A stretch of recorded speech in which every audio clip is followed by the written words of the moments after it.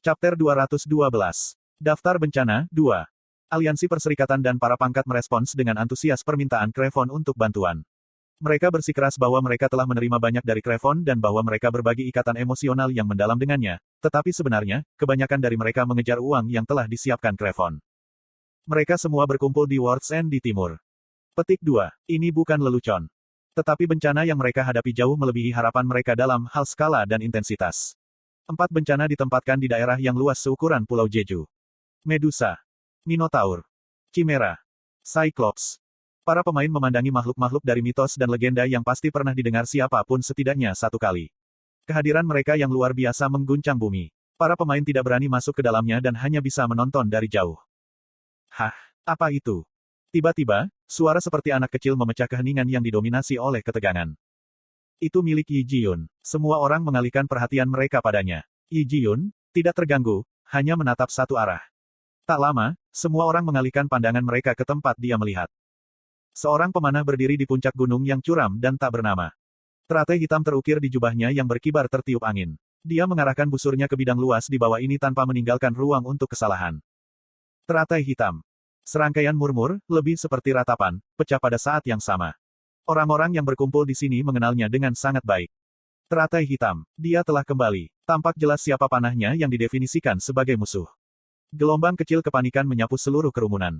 Semua orang memperhatikannya menarik tali busur. Beberapa mencoba memasang penghalang, dan yang lain sudah melarikan diri. Tapi panah itu ditembakkan sebelum ada yang bisa bereaksi. Mendengar suara panah yang terbang di udara, beberapa berteriak, dan yang lain turun ke tanah. Tapi tidak peduli berapa lama mereka menunggu. Serangan yang mereka antisipasi tidak pernah datang. Panah Black Lotus tidak ditujukan pada mereka. Setelah realisasi ini, serangkaian murmur diragukan merebak. Panahnya benar-benar ditembakkan ke arah yang berlawanan, menuju Chimera, bencana ketiga, dan sekelompok monster di dekatnya. Cuaa. Panah yang ditembakkan dalam satu tembakan dibagi menjadi banyak jalur yang berbeda dan dengan susah payah merobek monster. Wow. Apakah ini nyata? Apa? Keahlian memanahnya telah melampaui domain manusia. Panah, dibagi menjadi 5 jalur yang berbeda, bergerak seolah-olah mereka cerdas diri. 5 garis menembus satu monster demi satu. Panah bergerak seolah-olah mereka melukis di udara. Satu langkah kecil setara dengan kematian setidaknya 10 monster. Gru. Para monster meraung marah karena serangan mendadak itu. Mereka kembali ditembak mati oleh panah. Namun monster tidak takut, dan panah juga terus menembus mereka tanpa ragu-ragu. Permusuhan keras kepala mereka tidak berpengaruh pada panah. Saat itulah para pemain menyadari bahwa Black Lotus membantu mereka, meskipun mereka tidak yakin mengapa. Kalau begitu, benar-benar tidak ada alasan bagi mereka untuk begitu takut. Serikat yang paling sederhana adalah yang pertama berpikir begitu, dan mereka berlari. Mereka adalah anggota Guild Cina, Empire of Glory, dan Guild India, Mumbai Crew. Mereka berlari ke tempat panah Black Lotus baru saja mendarat. Untuk mendapatkan TP, mereka membunuh dan mencabik-cabik monster yang sudah setengah mati. Melihat ini, guild lain juga bergegas masuk dengan tidak sabar, dan High Rankers tidak punya pilihan selain berpartisipasi juga. Itu adalah awal perang. Bos bergabung dengan kami segera setelah pertarungan, yang terlalu kacau untuk disebut perang. Dia benar-benar siap untuk bertindak, dan kami semua bergegas menuju Piton, yang dengan sendirinya. Piton secara harfiah adalah ular raksasa, tetapi kepalanya sedikit menyerupai manusia. Dia menyebarkan cairan tubuh dan telurnya di ngarai untuk menandai wilayahnya. Bisakah aku masuk dan bertarung sekarang? Chok Jungyong bertanya saat ia mulai meregang.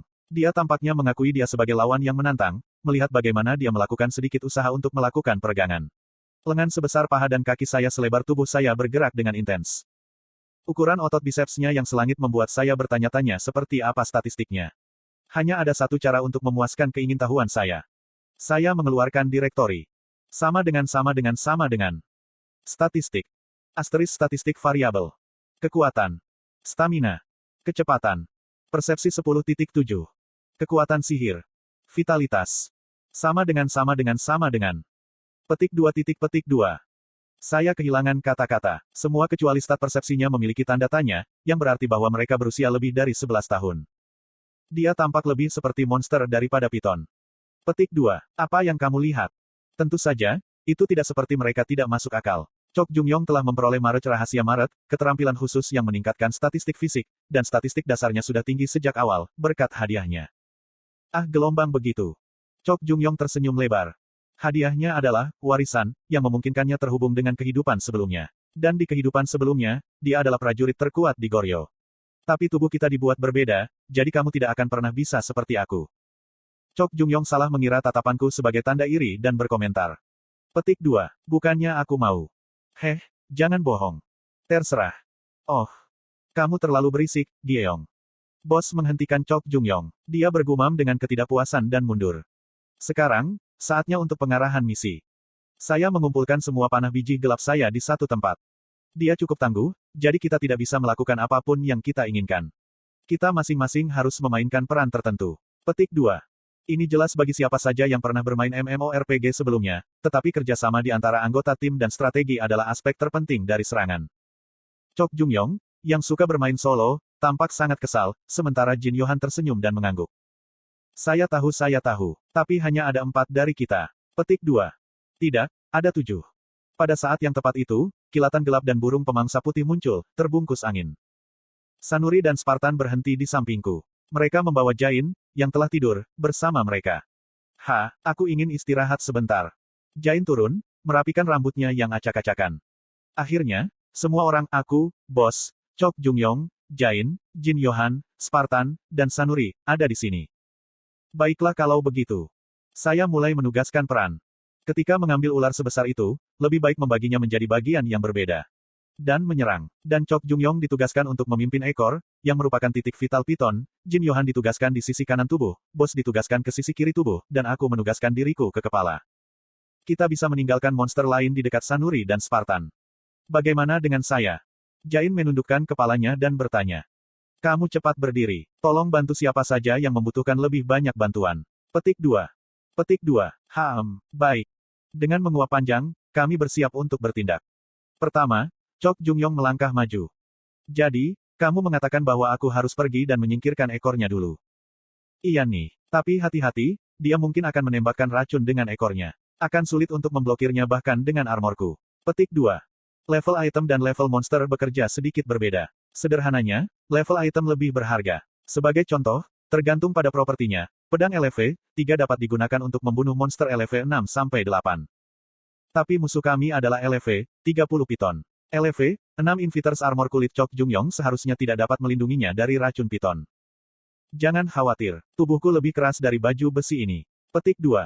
Pembuluh darah di mata Chok Jung-yong sudah mulai meletus. Sebagai seorang pejuang, ia jelas bersemangat menghadapi pertempuran sengit. Baiklah kalau begitu, ayo pergi. Dengan itu, Chok Jung-yong berlari. Koong, koong, koong, koong. Suara langkah kakinya mengguncang bumi, dan tanah tempat dia melangkah retak, melemparkan serpihan tanah ke udara.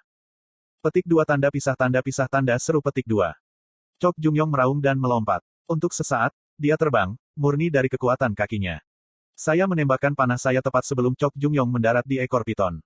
Anggota lain dari Chameleon Troupe, Spartan, dan Sanuri mengejarnya dengan kecepatan yang hampir setara dengan panahku. Serangan itu telah dimulai. Pesta, Chameleon Troupe, adalah yang pertama yang mengalahkan bencana. Berita ini akan segera diumumkan. Anda mendapatkan Calamity Core. Sekarang kamu bisa naik ke lantai 10 kapan saja. Memasuki 10F. Peringatan, bermain partai, direkomendasikan di 10F ke atas. Tim, Chameleon Troupe, mencapai lantai 10 tanpa kesulitan. Lantai 10 benar-benar gelap dan kami tidak bisa melihat sesuatu seolah-olah indera penglihatan kami terhalang. Sistem yang selalu baik hati juga diam kali ini. Petik 2. Apa-apaan tempat ini? Suara Chok Jung-yong memenuhi udara. Gema suara bos mengikuti segera. Aku tidak bisa melihat apapun. Tapi saya bisa. Ketika sampai pada visi, hadiah saya tidak ada bandingannya. Anda dapat mengatakan bahwa itu adalah hak istimewa saya sebagai penulis asli. Pertama, saya berjalan ke bos dan meraih tangannya. Kamu siapa? Bos berteriak dan menyambar lenganku. Lenganku menekuk ke arah lain dan menyentuh tubuhnya. Semuanya, hati-hati. Seseorang mencoba meraih tanganku. Saya menangkapnya, tetapi... Ini aku, bos. Petik 2. Itu menyakitkan.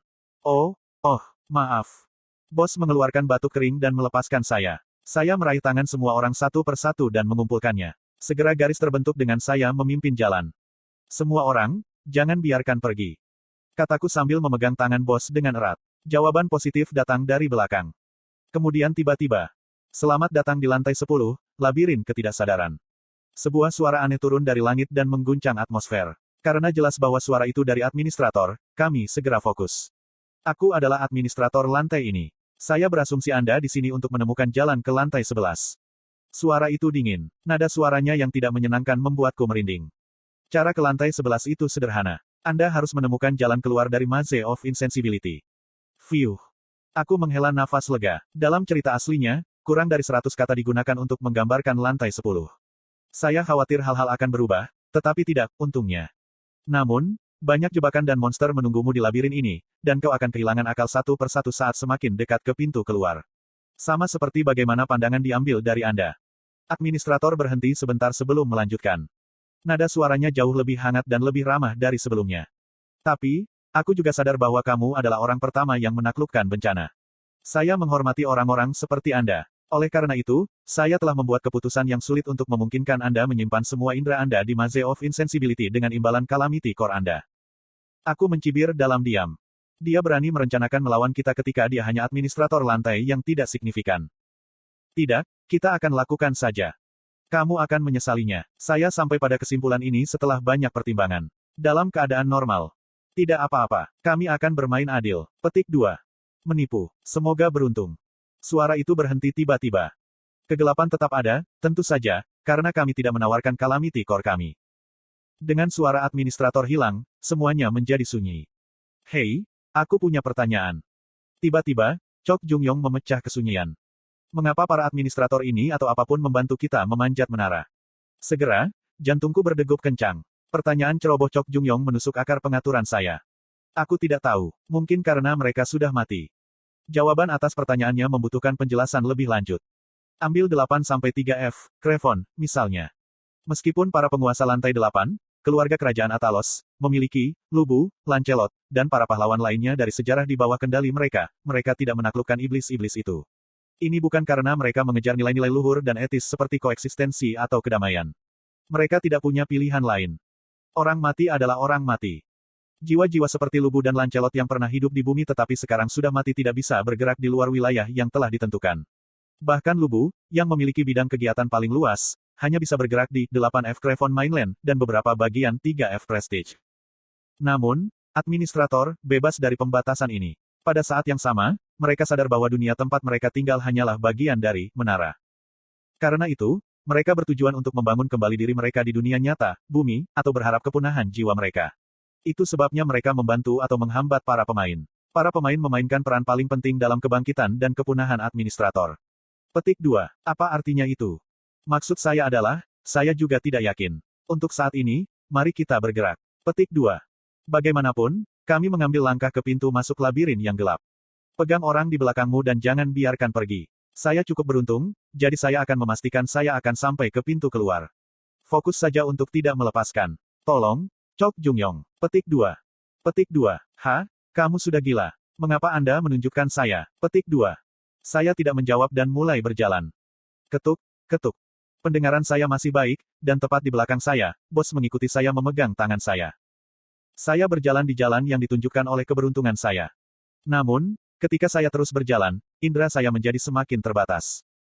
Segera, indera pendengaran saya hilang. Diikuti oleh indera perasaanku. Saya tidak lagi tahu apakah saya sedang berjalan atau tenggelam di rawa. Dan sekarang, saya tidak bisa membantu tetapi mulai meragukan pandangan saya, satu-satunya indera yang masih utuh.